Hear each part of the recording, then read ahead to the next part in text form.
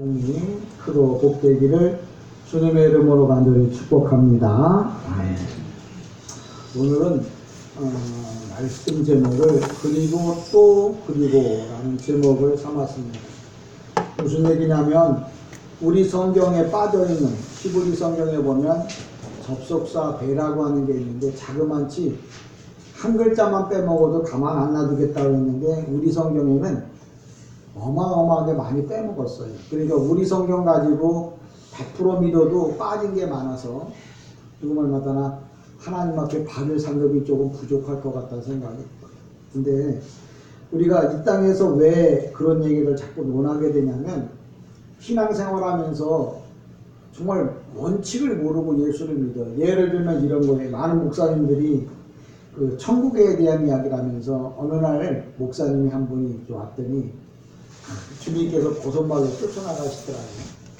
그러면서 성도들이 올 때는 쳐다도 안 보더니 목사가 오니까 정말 버선발로 맨발로 쫓아나갔다고 하는 이야기를 합니다. 그러면서 성도들이 생각할 때 목사는 이 땅에서도 정말 대접받고 하나님 나라 가서 대접을 받으니 얼마나 좋냐고 이렇게들 많은 사람들을 생각하게 만드는 요인이 많은데 여러분 하나님 나라 갔을 때 다시 설명합니다. 목사로 가는 것은 아무도 없어요. 많은 분들이 정말 하나님의 말씀을 정확하게 소개를 안 해줘서 목사로 가는 법 없고 전도사로 가는 법 없고 권사로 집사로 가는 법 없습니다. 다 뭘로 가냐면 성도로 가는 거예요. 그러니까 하나님께서 그 사람을 보고 나를 보고 야 너 목사로 수고했다 그렇게 말 안 해요. 네가 성도로서 하나님 앞에 얼마나 헌신봉사했느냐 이렇게 물어보는 거예요. 왜 제가 이런 얘기를 하냐면 어떤 분이 그런 질문을 해요. 목사님 그 목사 전도사는 급이 달라서 좀 하나님 나라 가면은 특별하게 기본 점수는 따고 들어가는 거 아니냐고 이렇게 이야기를 하더라고요. 제가 그 소리를 듣고 마음에 충격을 받았어요. 세상에 어떻게 저렇게 알고 있을까 싶어요. 권사는 하나님 나라가 권사 따로 서 있고 집사 따로 서 있고 성도 따로 서 있고 그렇지 않아요. 직분이라는 거는 뭐냐면 하나님이 사람에게 은사를 줬잖아요. 그러니까 어떤 사람은 노래 잘하는 사람은 노래, 또 뭘 잘 만드는 사람은 잘 만드는 걸로, 또 장사를 하는 사람은 장사로 나름대로 뭐냐면 각자에게 은사를 줬어요. 근데 내가 볼 때 나는 이 땅에서 하나님을 섬김에 있어서 봉사하는 일로 섬기면 내가 잘할 것 같다. 다른 사람들보다 내가 남을 잘 섬기고 왜? 내가 남에게 주는 일을 좋아하거든. 그러니까 난 이 일로 하나님께 영광을 돌리겠다 싶으면 그 일을 하는 거예요. 목사 같은 경우에는 나는 하나님의 말씀을 잘 전할 수 있다고 생각되거든요. 그러니까 이거 가지고 내가 하나님 앞에 봉사해야지. 그리고서 뭐예요? 봉사하는 거예요. 그런데 목사라고 해도 하나님의 말씀을 똑바로 전해주지 못하면 그건 하나님 앞에서 몽둥이 맞을 일이에요. 많은 분들이 내가 교회 목사인데 장로인데 전도사인데 자기의 직분을 자기가 말하면서 그 직분에 맞는 일을 하지 않으면 도리어 뭐예요? 상한 덫에 지금 몽둥이로 맞는 거예요. 그러니까 직분이 뭔지를 잘 구분을 못해요. 왜 그러냐면 교회 성도들이 교회는 다니는데 성도들끼리 얘기하면서도 그래요. 아니 집사가 권사한테 감히 그런 아니 이 땅에서 집사 권사가 무슨 하나님 나라에 가서도 집사 권사 권세 따지지 않아요. 네가 맡은 일에 얼마나 충성했느냐 그걸 갖고 하나님은 가치를 따져요. 그러니까 내가 집사로 불림을 받았어. 그럼 집사가 해야 할 일이 무언가 알고 그 집사에 맞게 내가 하나님 앞에 충성해야 돼. 근데 목사가 목사는 일을 감당 못한다. 전도사가 권사가 자기 직분을 감당 못한다. 그러면 상급 받는 게 아니고 도리어 뭐예요? 몽둥이 맞을 거예요. 그러니까 여러분들이 직분을 중요하게 여기려고 하지 말고 내게 맡겨진 일을 내가 정말 얼마나 최선을 다해 하느냐 그게 상급이에요. 여러분들이 제가 성경을 이렇게 보면서 늘 느끼는 부분들이 항상 너무나 잘못되어진 것들이 많아요. 예를 들면 이런 거예요. 기독교인들이 만약에 장례집에 가가지고 막 한없이 울었다. 그러면 어떤 분들은 그래요. 에이, 저 사람 믿음이 없어서 그렇지. 죽어도 천국 가는데 뭐하러 저렇게 우느냐고 이렇게 얘기를 해요. 그럼 그렇게 말하는 사람은 믿음이 대단한 거고, 슬퍼서 우는 사람은 뭐예요? 믿음이 되게 없는 것처럼 생각을 해요. 또 그렇게 또 가르쳐요. 그래서 많은 분들이 그 장례식장에 가가지고는 적당하게 울어야지 너무 많이 울면은 그 믿음이 없는 거라고 이야기를 해요. 근데 우리가 항상 기억해야 할 부분들이 뭐냐면 성경이에요. 성경. 주님께서 뭐라고 말하시냐면, 주님께서 나사로가 죽었을 때 정말 주님께서 너무나 많은 그 통곡을 하셨어요. 너무나 많이 슬펐어요. 그러니까 여러분, 다시 이제 제가 좀 정리를 해드리면, 여러분 장례식장에 가고 슬프고 울고 싶으면 뭐예요? 마음껏 우셔도 성경에 위배되지 않습니다. 왜? 주님도 Don't cry, 울지 말라고 말하지 않고, 정말 그 나사로가 죽은 일에 대하여 슬퍼서 엄청 우셨어요. 오늘 이 욥기도 보면 욥이 엄청나게 울었거든요.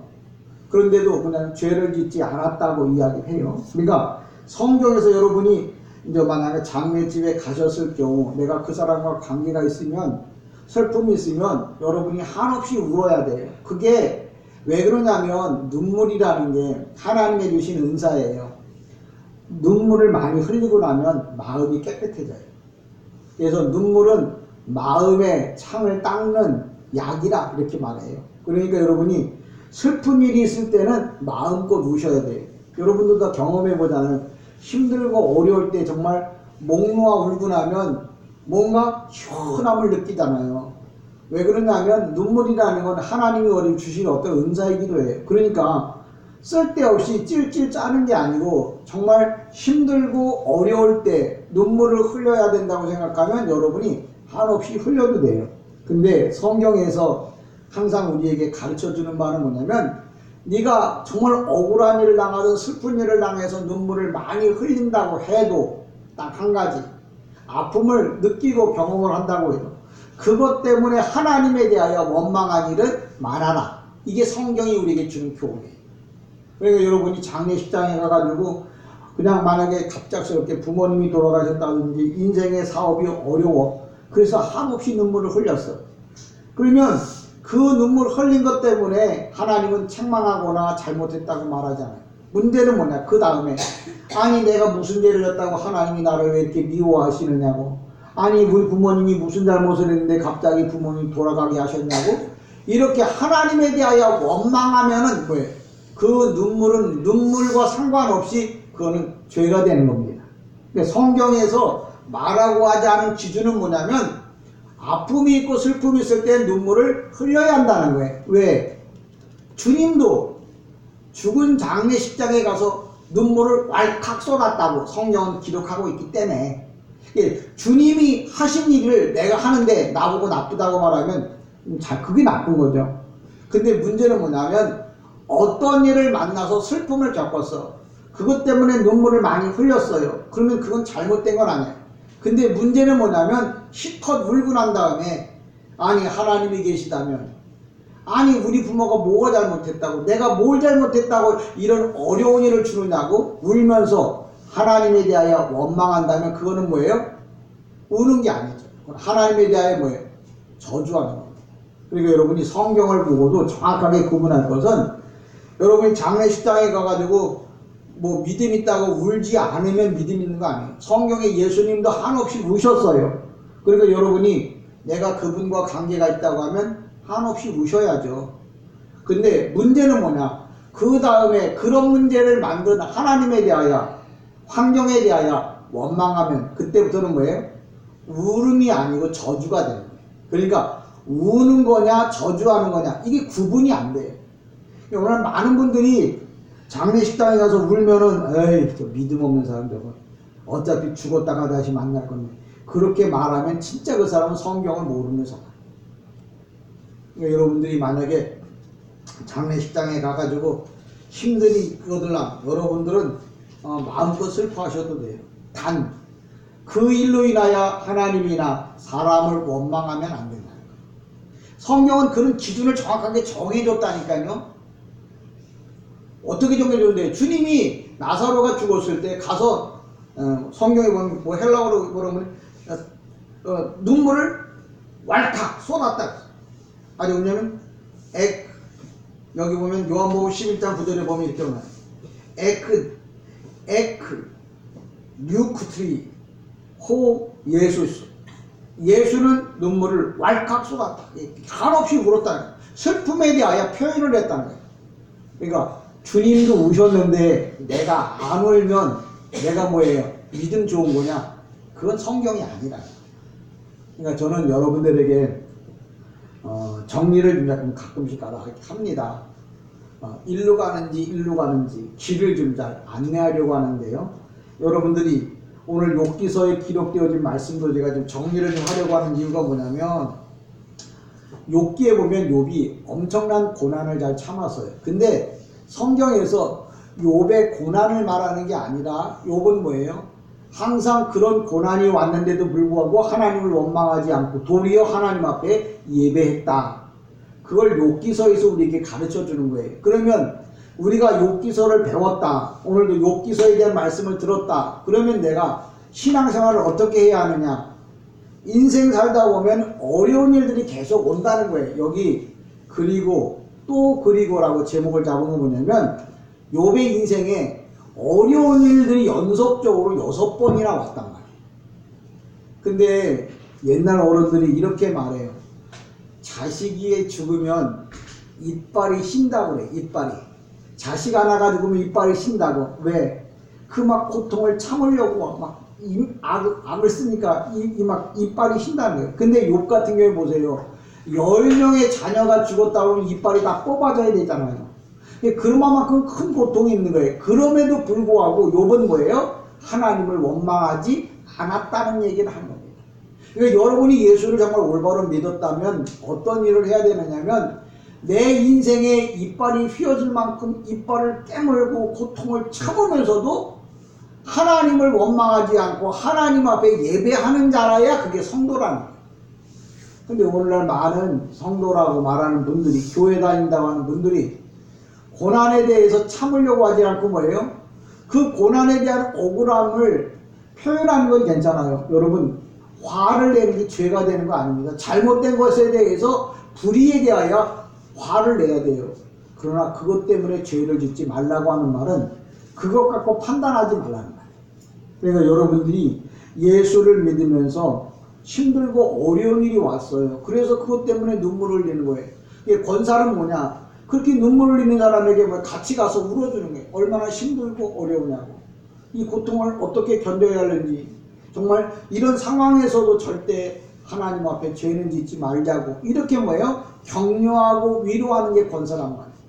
이름은 권사인데 한 번도 남을 권면해 본 적이 없어요. 마음의 상처를 받아서 괴로워하고 있는 사람에게 찾아가서 허다못해 떡 한 봉지 들고 다니면서 얼마나 힘들고 어려우냐고. 이럴 때라도 우리가 정말 잘 참고 견뎌야 되고 반드시 하나님을 원망하면 안 된다고. 왜? 우리는 하나님에 대하여 원망할 존재가 못 돼. 왜냐? 하나님은 창조물이야. 창조주야. 우리는 피조물.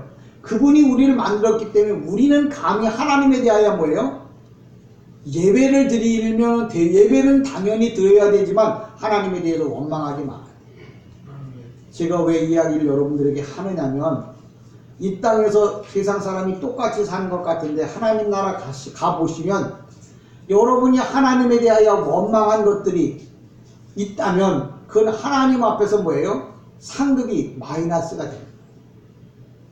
저와 여러분이 오늘도 욥이 6번이나 어려운 일들을 계속 이어줍니다.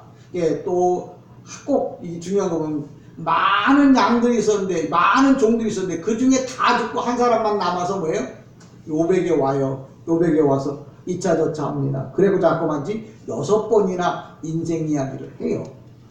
그리고 그 이야기를 욥이 듣습니다.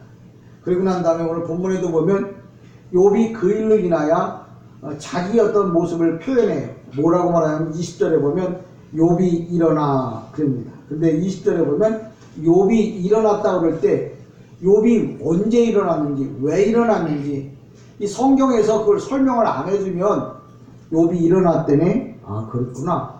근데 욥이 왜 일어났냐면 여기 성경 사본에 보면 히브리 성경에 보면 욥이 일어나서 지금은 뭐냐면 사탄에게 계속 공격을 받아서 지금 뭐예요?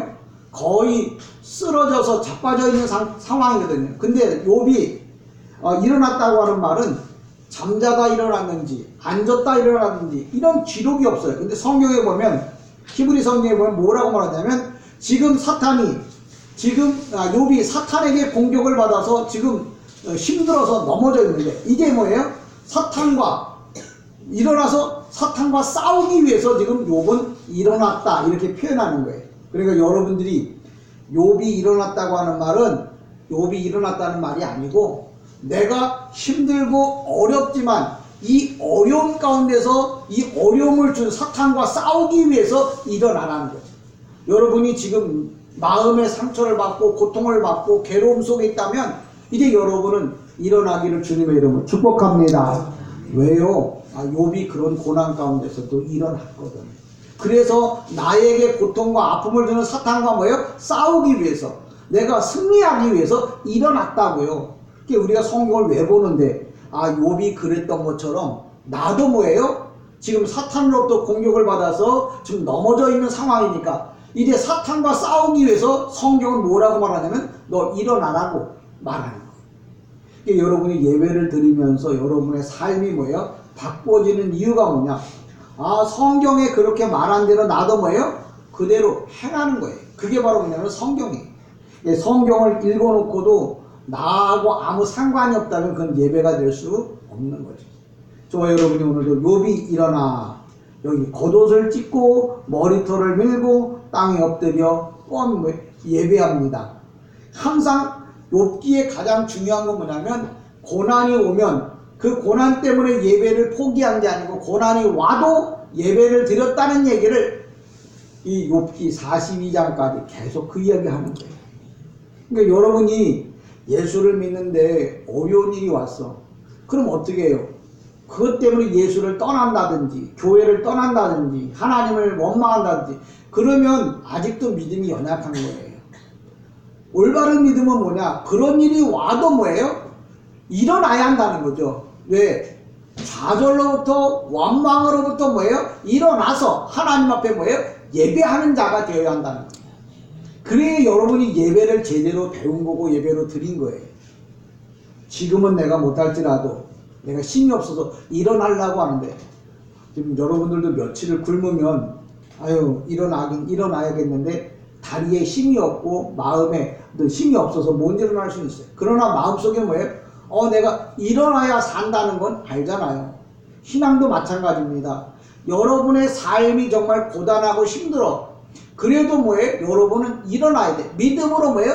일어난다는 말은 내가 사탄에게 지지 않고 사탄을 이기려고 일어나는 걸 믿음이라고 말합니다.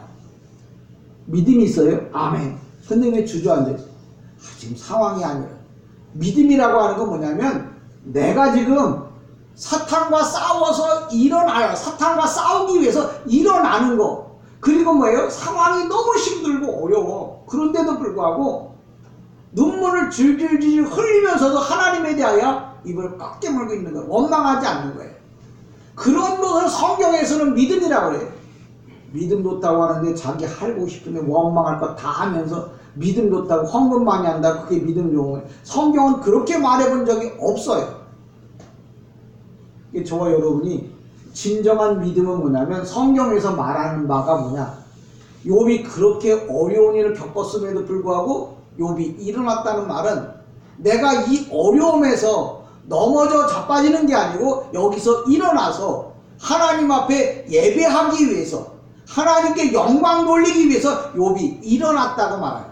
근데 여기서 그리고 또 그리고는 인생사는 뭐예요? 계속 어려운 일이 온다는 거죠. 끊임없이 온다는 거예요. 그럼에도 불구하고 우리 보고 성경은 뭐라고 말하냐면 이 땅에서 일어나라. 그리고 뭐예요? 하나님 앞에 예배하라. 성경의 전체적인 내용은 그래요. 이 땅에서 잘 먹고 잘 살고 병든 사람 고쳐주고 정말 가난한 자가 부자가 되고 이렇게 성경이 말하는 말은 별로 얼마 안 돼요. 성경의 진짜 그냥 포인트는 뭐냐? 네가 아무리 힘들고 어려워도 하나님 원망하지 말고 그 어려움을 극복하고 일어나서 하나님 앞에 예배하라. 이게 성경이 전체적으로 주는 메시지. 그러니까 여러분의 인생에 힘들고 어려운 일이 있어도 절대 예수를 떠나지 말아야 할 것이며, 예배하는 일을 포기하지 말아야 할 것이며, 어떤 상황이 오더라도 뭐예요? 하나님 앞에 나와야 한다는 얘기를 성경은 계속 말하는 거예요. 그러면 우리가 이제 질문하겠죠. 아니, 그러면 우리가 이 땅에서 그러면 아픈 것, 질병 이런 것부터 어떻게 해요? 우리가 하나님 앞에 올바로 서려고 애를 쓴 그 모습을 주님이 보시고, 내가 이 땅에 사는 동안에 나의 삶의 문제를 하나님 풀어주시는 거예요. 그러니까 하나님 앞에 방법론이 뭐냐? 하나님 앞에 예배하는 일에 집중을 해야 내 인생의 문제가 풀어지는 건데, 하나님 앞에 예배하는 일에 집중 안 하고 내 인생의 문제를 풀려고 하면 내 인생의 문제는 풀려질지 몰라도 하나님과의 관계는 뭐예요? 아무것도 없는 거예요. 그러니까 방법에 있어서 성경은, 이게 성경을 캐논이라고 해요. 캐논은 기준이에요. 내가 어떤 상황이 던져요. 그때 어떻게 할 거냐? 우리가 잘 아는 대로 산에 갔다가 길을 잃어버렸어요. 산을 헤매도 길을 못 찾으면 원칙이 있어요. 처음 잊어버렸던 그 자리에 다시 가서 생각해 보라고 하는 게 산을 헤매다가 산에서 내려올 수 있는 방법, 원칙이에요. 그처럼 여러분이 신앙의 가장 원칙이 뭐냐? 어떤 상황이 오든지 간에 하나님에 대하여 원망하지 말아라. 두 번째, 어떤 상황이 오든지 일어나서 하나님 앞에 예배해라. 이 원칙만 여러분이 정확하게 지킨다고 하면, 이 땅에서도 하나님이 그걸 보시고 원칙을 지키니까 그걸 보시고 복을 줄 뿐만 아니라, 또 성경이 또 한 가지 말하는 게 있어요. 진짜 원칙은 뭐냐? 우리가 이 땅이 우리의 고향이 아니라는 거. 여러분이 이 땅에서 아무리 잘 먹고 잘 산다고 해도 이 세상은 내가 사는 고향이 아니라고요. 내가 사는 고향은 어디라고요? 천국이라고. 항상 그걸 여러분의 마음속에 염두에 두고 살아요. 내가 이 땅에서 힘들고 어렵게 살았다. 그렇다고 내 인생 실패한 게 아니에요. 성경의 기준은 네가 이 땅에서 잘 먹고 잘 살기 위해 나는 너를 이 땅에 보낸 게 아니고, 이 땅에서 내가 하나님 앞에 죄를 지었고 내가 살 땅은 이 땅이 아니라 내가 이 땅에서 하나님을 잘 섬기는 법을 배워가지고 하나님 나라 천국에 가야겠다고 하는 그걸 알려주기 위해서 이 땅에서 여러분이 고난을 겪는 거예요. 그러니까 군인들에게 훈련을 시키는 이유는 뭐냐면, 전쟁에 나가면 어떻게 하면 안 죽을까, 그걸 알려주는 게 훈련이잖아요. 신앙생활이라는 건 뭐냐면, 내가 이 땅에서 하나님에 대하여, 하나님 나라에 대하여 많이 알고 잘 배워야 하나님 나라에 가서 행복하게 즐겁게 살 수 있는 거예요. 근데 많은 분들이 신앙생활을 종교생활로 만드는 이유가 뭐냐면, 이 땅에서 어떻게 하면 잘 먹고 잘 살고 병들지 않고 행복하고 내가 이 세상에서 마음껏 여행도 다니면서 마음껏 하고 싶은 거 다 하고 살 수 있을까, 그걸 이야기를 하려고 하면 성경은 안 해요. 성경은 네가 이 땅에서 어떻게 살든 그 사는 환경 가운데 하나님을 어떻게 예배하고 하나님에 대해 어떻게 충성하고 하나님에 대해 어떻게 영광 돌릴까, 이걸 배워서 그걸 훈련하면서 살다가 이 생명 끝나면 하나님 나라 가서 뭐예요? 영원히 행복하게 살려고 해요. 오늘날 기독교인들의 자꾸 자세가 뭐냐면, 이 땅에 대한 소망을 주니까 원망이 끊어지질 않아요. 하나님 나라에 대한 소망을 준다면 그러잖아요. 잠시면 지나갈 건데 참지 뭐. 세상 살면서도 그러잖아요. 지금 어려움이 와요. 잠시 지나면 이것도 바뀔 건데 뭐. 그리고 참을 수 있잖아요. 그처럼 여러분이 이 땅에서 어려움이 왔어. 그 어려움이 끊이지 않는다고 해도 여러분 마음에는 뭐냐면, 어차피 이 세상은 뭐예요? 내 집이 아니야. 내가 영원한 하나님 나라에 가서 정말 행복하게 즐겁게 살라고 하면 이 땅에서 어려움을 잘 참고 끝까지 하나님을 잘 섬겨야 내가 하나님 나라에 들어가서 행복하게 살 수 있어. 나는 그게 바로 뭐냐면 신앙이고 그게 믿음이에요. 그러니까 성경에서 말하는 믿음에 대한 기준은 히브리서에도 보자면, 믿음은 보지 못하는 것들의 실상이라 그러는데, 진짜 있긴 있는데 지금 보이는 게 아니고 하나님 나라에서 보여지는 거예요.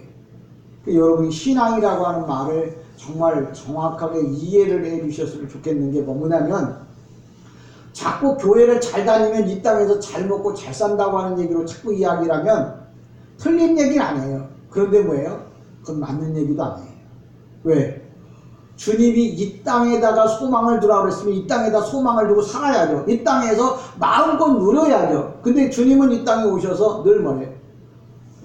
이 세상은 내 집이 아니야. 내가 준비한 나라가 있다는 거야. 하나님 나라가 있다는 거야. 이게 너희는 이 땅에서 잘 먹고 잘 살라고 그러지 말고 내가 준비한 하나님 나라에 와서 잘 먹고 잘 살라고, 그걸 가르쳐 주기 위해서 누가 왔다고요? 예수님이 오신 거예요. 그래서 저와 여러분이 예수를 정말 믿는다고 하는 기준을 정확하게 세워놔야 돼요. 우리가 십자가라고 하는 단어는 히브리 말로 시스템이라는 거예요. 시스템이 똑바로 서 있다. 내가 예수를 똑바로 믿어야 하나님 나라에 여러분 들어가서 복 받는 거예요. 저와 여러분이 신앙이라고 하는 기준을 자꾸 이 땅에다 두려고 하지 말고 하나님 나라에다 두기를 원합니다. 그러려니까 욥에게는 이 땅에서 많은 거예요. 고난이 끊이질 않는 거예요. 그러니까 욥기서를 보면서 인생에 대해서 말할 수 있는 게 뭐냐면, 인생이라는 건 뭐예요? 끝도 하염없이 뭐예요? 어려움이 계속 찾아온다는 거예요. 그럼 그 어려움이 찾아올 때 욥은 어떻게 했을까? 그 사람은 뭐예요? 어려움이 찾아올 때 땅속으로 기어들어가지 않고 일어났다는 거예요. 누구와? 사탄과 싸우려고. 그리고 어려운 일이 계속 왔음에도 불구하고 욥은 어떻게 했다고요? 하나님 앞에 예배하는 일을 포기하지 않고 끝까지 하나님을 뭐예요? 섬겼다고. 그리고 끝나면 우리에게 소망이 없잖아요. 근데 42장에 가면 뭐라고 말하냐면, 욥이 그런 생활을 하다 보니까 하나님께서 그것을 보시고 이 땅에서 뭐예요? 어떤 복을 주셨냐면 갑절의 복을 줬어요. 자녀 10명을 다 잃어버렸는데 갑절로 자녀에게 또 복을 줬어요. 이 땅에서 어마어마한 재산을 다 잊어버렸는데 그 재산보다 갑절의 복을 줬다는 거예요. 이게 성경이 기준이잖아요.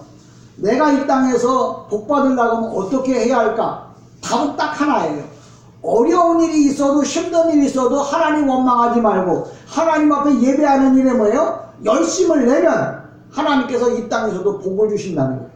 근데 하나님에 대해서 원망하고 하나님 앞에 대한 예배를 잃어버리면서 욥과 같은 복을 받으려고 한다면 그건 잘못 배웠다는 거죠. 그래 맞지 않아요? 집사람하고 그런 얘기를 해요. 야, 교회 가서 재밌는 얘기, 좀 뭐 웃은 얘기 들으면 그때는 기쁠지 몰라도 지나고 나면 다 잊어버려요.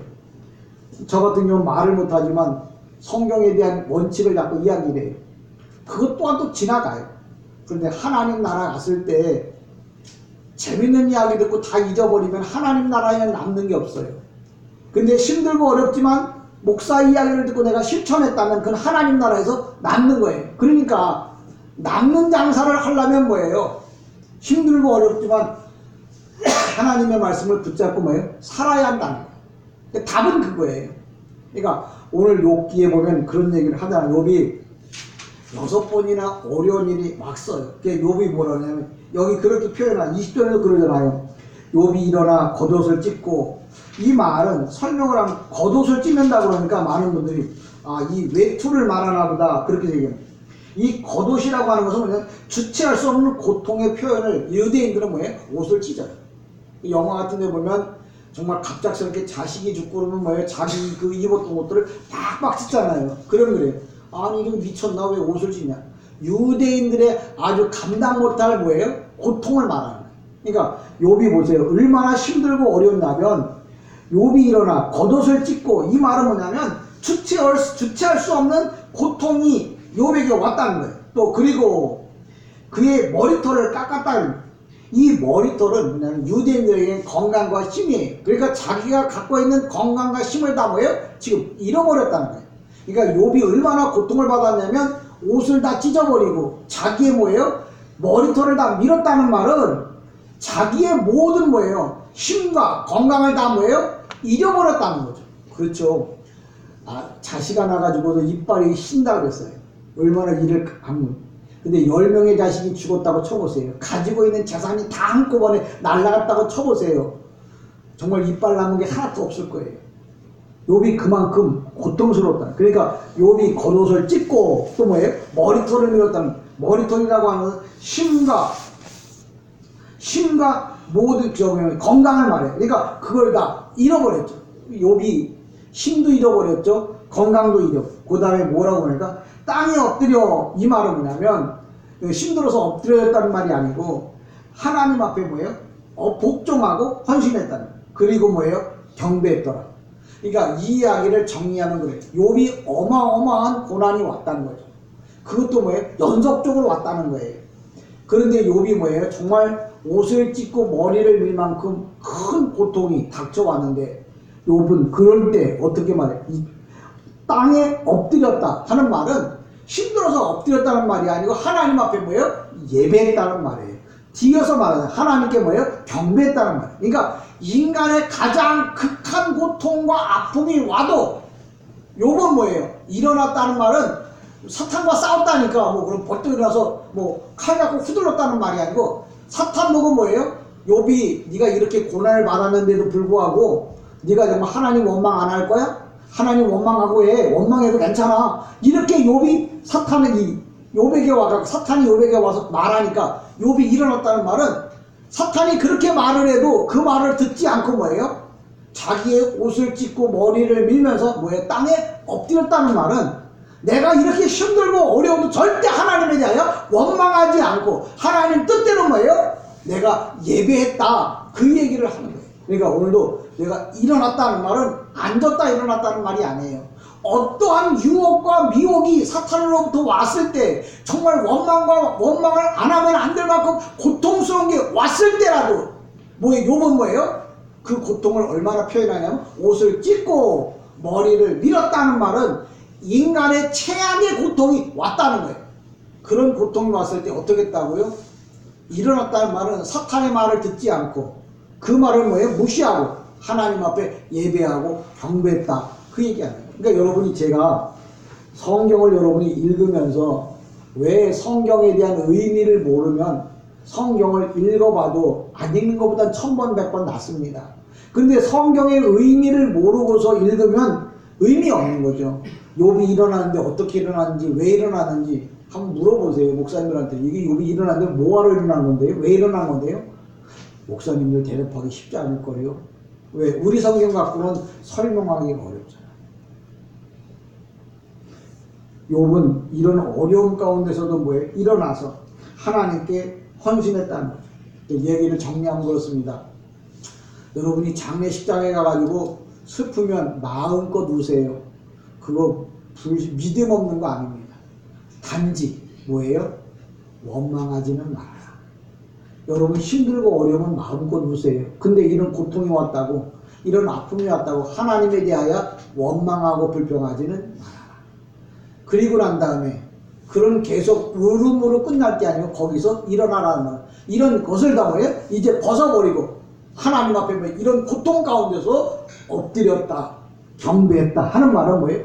예배를 통하여 내 삶을 뭐예요? 바꿨다는 거예요. 결론적인 얘기예요. 그런 삶을 욥이 사니까 42장에 가서 결론적으로 뭐라고 말하냐면 욥이 잃어버렸던 재산을 갑절로 받았고 잃어버렸던 자녀를 뭐예요? 갑절로 받았어요. 욥이 고난을 겪고 난 다음에 자그마치 몇 년을 더 살았느냐? 역사 기록에 보면 140년을 더 살았어요. 그렇죠? 10명의 자식을 또 낳아야 되잖아요. 그래서 욥이 140년 고난이 끝난 다음부터 140년을 살았어요. 그러니까 욥이 총 몇 살 살았는지 성경에 기록은 없어요. 근데 140년 산 것은 기록이 있어요. 예, 욥이 10명의 자녀를 잃어버렸고 양 7,000마리, 염소 3,000마리, 쉬운 말로 말하면 세상의 모든 재산을 다 잃어버렸지만 그래도 하나님을 원망하지 않고 하나님을 섬겼기 때문에 하나님께서 그거 보시고 뭐예요? 갑절의 복을 줬어요. 그래서 자그마치 140년을 더 살면서 자녀도 10명도 더 낳고 자기가 가지고 있던 재산보다 뭐예요? 갑절의 재산을 하나님이 욥에게 부어주셨다는 이야기를 욥기서가 결론을 내립니다. 제가 욥기서를 계속 강론을 하려고 하는 이유가 뭐예요? 인생에 있어서 힘들고 어려운 일이 오면 우셔도 된다는 거예요. 단 어떻게 하라고요? 어떤 상황이 와도 원망하지는 마라. 또 한 가지 원망하지 않는 것으로 끝날 게 아니고 이런 고난이 왔어도 하나님이 나에게 무언가 주실 것을 믿고 예배하는 일에 열심을 해요. 그러면 결론적으로 갑절의 복이 여러분에게 올 거예요.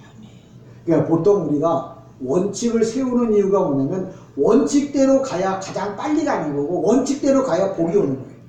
우리가 육가 원칙이라는 거 왜 세워가요? 글을 쓰려면 언제 어디서 무엇을 어떻게 왜 그거에 맞춰서 글을 쓰면 누구라든지 다 뭐예요? 쉽게 이해하는 것처럼 성경에 있는 원칙대로 여러분이 원칙을 알고 그 원칙대로 살아가면 결국은 여러분 이 땅에서 잘 될 뿐만 아니라 하나님 나라에서도 뭐예요? 상급을 받게 된다고 이야기를 하는 거예요.